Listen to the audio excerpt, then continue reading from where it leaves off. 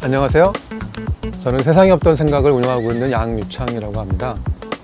저는 여행을 정말 좋아하는 사람이에요. 제가 2001년 대학생 시절부터 처음 해외여행을 했기 때문에 지금 18년 정도의 해외여행 경험을 갖고 있는데요. 제가 가본 나라를 따져보니까 35개국 정도 되더라고요. 많으면 많다고 볼 수도 있고 또 그렇게 많지 않네 이렇게 생각할 수도 있겠는데, 가장 처음으로 갔던 여행지는 일본 도쿄였고요.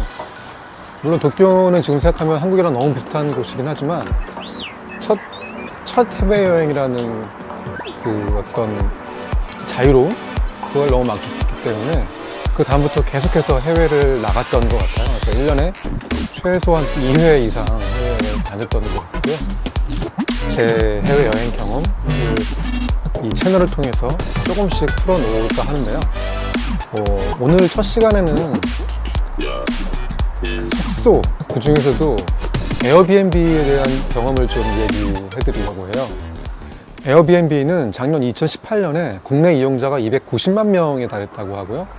전 세계적으로 이용자 수는 4억 명에 이른다고 합니다.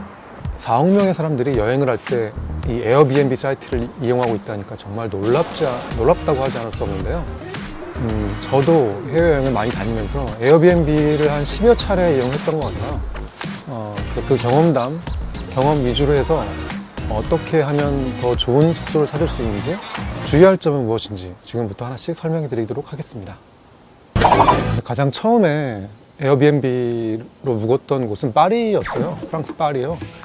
2011년 가을이었는데요. 에펠탑이 보인다는 그런 아파트였는데, 기대 반, 걱정 반으로 이제 아파트로 찾아갔던 기억이 나네요. 갔는데 파리 중심가는 아니었고 약간 외곽에 떨어진, 북부 쪽에 떨어진, 동네 분위기는 그렇게 밝아 보이진 않았어요. 올라갔는데 어떤 백인 여성분이 혼자 살고 계시더라고요. 약간 나이는 40대 중반 정도 되는 그런 분이셨어요.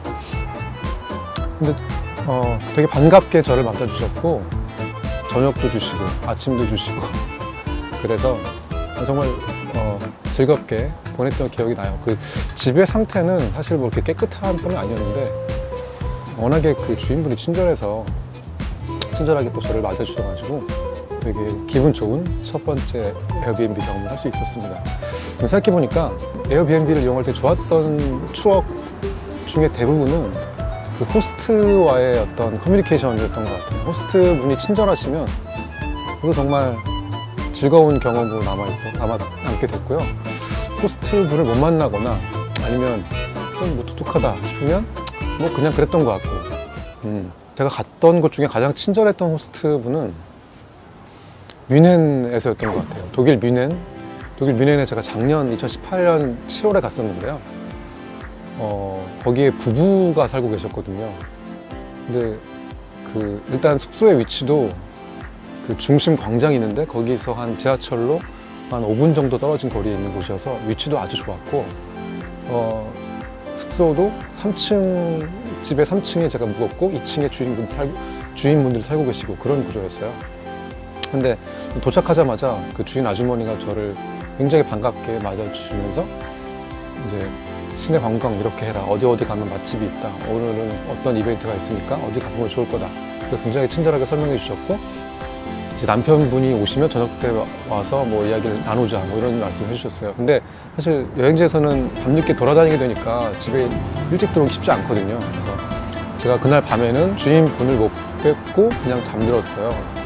그래서 제가 그 다음날 사실은 거기서 1박밖에 안 했기 때문에 다음날 뮌헨을 떠나서 공항으로 갔어야 됐는데 비행기가 마침 9시 50분 비행기였나 그래요. 그래서 제가 공항까지 8시까지는 가야 되겠다 이런 생각을 하고 있었어요. 그래서 공항에서 숙소에서 공항까지 1시간 조금 안 걸리기 때문에 일단 최소한 7시에는 나가야겠다 이런 생각을 하고, 일단 그 전날 주인분에게 제가 그 문자를 보냈죠.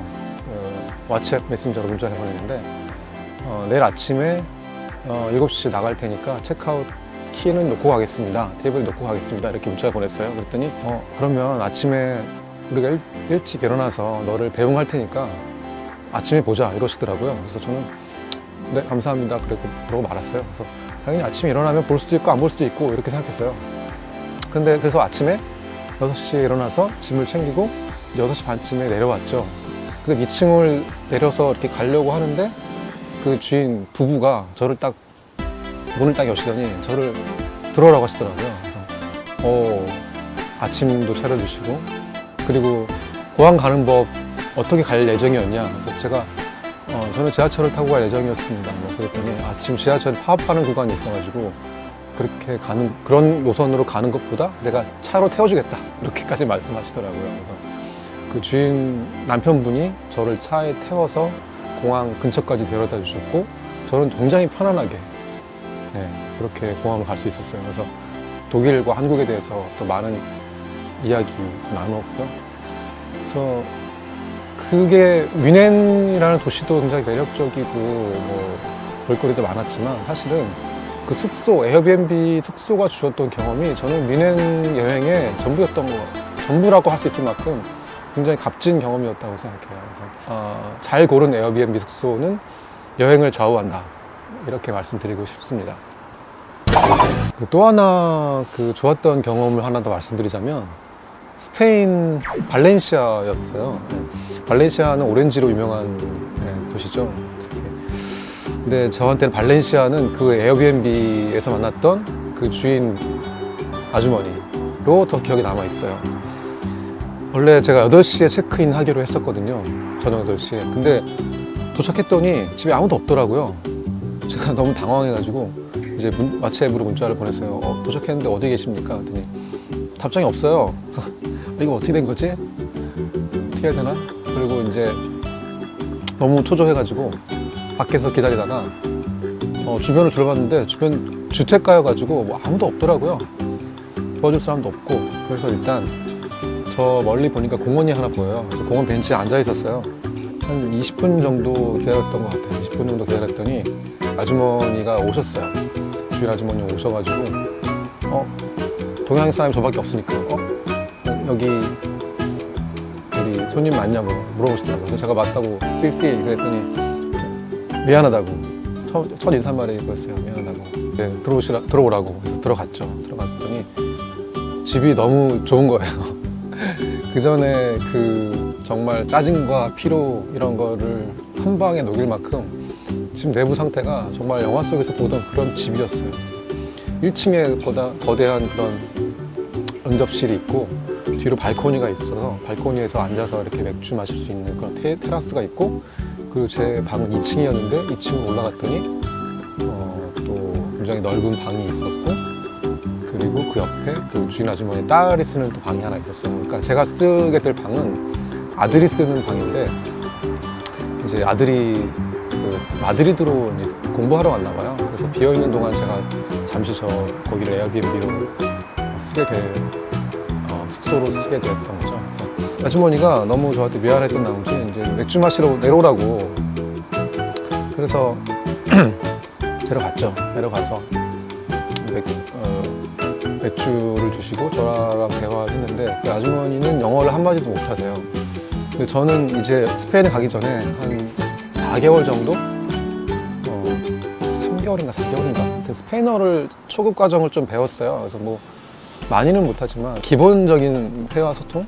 뭐 이 정도 배워갔는데 그 아주머니랑 회화 연습을 많이 했죠. 그래서 떠듬떠듬 스페인어로 말을 걸어오니까 또 답변해 주시고 한자 또박또박 답변해 주시고 또 저는 그걸 또 듣고 또 구글 번역기 돌려가면서 또 스페인어로 막 얘기를 하고 그렇게 즐겁게 지냈던 즐거운 저녁을 보냈던 기억이 있어요. 그때 마침 또 대학생 따님분이 오셔가지고 또 이제 셋이 앉아서 맥주 마시면서 스페인 노래 루이스 폰시라는 가수 있잖아요. 루이스 폰시의 노래를 되게 좋아하거든요. 그래서 그 노래가 뭐였지?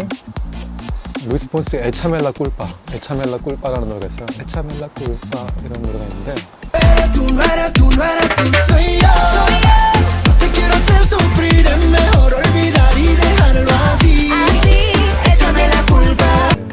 기억에 남을 만한 그런 저녁을 보냈어요. 그래서